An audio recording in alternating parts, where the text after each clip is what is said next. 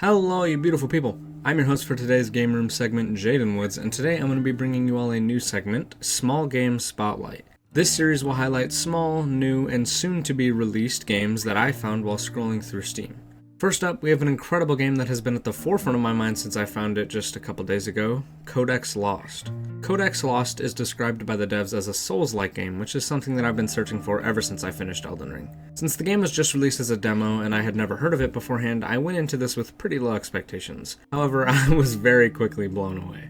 When you first start up a new game, you are met with an awesome animation / slideshow, as per usual with Souls-likes, that introduces you to the lore and backstory, which was genuinely captivating. The lore states that after some conflicts, 5 wildly powerful criminals rose to power after stealing a grimoire, which is a powerful script written by one of the ancients, which are basically just big old owls. These scrolls were lent from the heavens to people who deserved and needed them, however the world was quickly thrown into disarray after this terrible crime.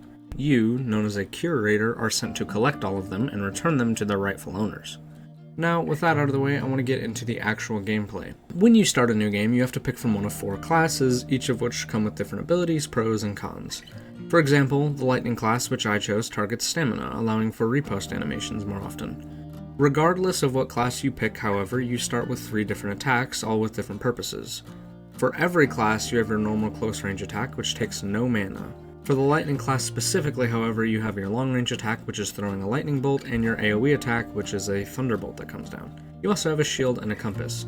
The shield surrounds your whole body, protecting your health bar from attacks, but removing stamina in the process. The shield is also your parry system. Activate your shield and you'll block an attack, activate it at the right time, and you parry them. Now, from what I've collected, it seems like almost every single attack is parryable, which is honestly just shocking, but I think it's pretty cool. As I started to move around and become comfortable with the movement and attacks, I realized that the game truly does take a lot of inspiration from Souls games. Items are scattered around the map, hidden in corners that you normally wouldn't check, and some are even in places that force you to parkour. This genuinely made me pretty giddy because I love that feeling of searching for different items around the map. Something that I find interesting is the fact that obviously enemies drop items, however they seem to all drop either Souls items or crafting items.